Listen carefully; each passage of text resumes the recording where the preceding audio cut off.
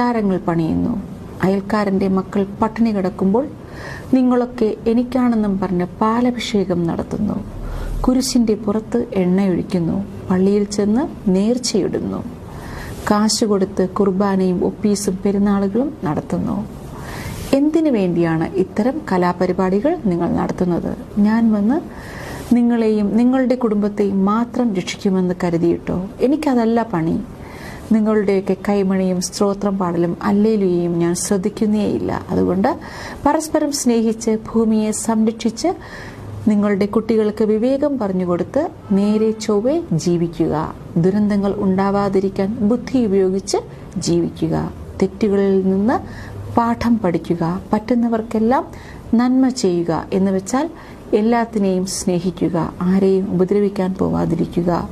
ചിലർ എൻ്റെ പേരിൽ പോത്തിനെ കൊല്ലും. ചിലർ എൻ്റെ പേരിൽ പശുവിനെ കൊന്നവനെ കൊല്ലും. ചിലർ എൻ്റെ പേരിൽ മനുഷ്യൻ്റെ കഴുത്തറുക്കും. ചിലർ കക്കും മുക്കും. കട്ടവൻ്റെയും മുക്കിയവൻ്റെയും ഒക്കെ ബിസിനസ് നന്നാക്കാൻ അവരുടെയൊക്കെ പത്രവും പരസ്യവും വാങ്ങിക്കൂട്ടും. അവർ പറയുന്നിടത്ത് വോട്ട് ചെയ്യും. എല്ലായിടത്തും പേരോ ഈ പാവം എൻ്റെ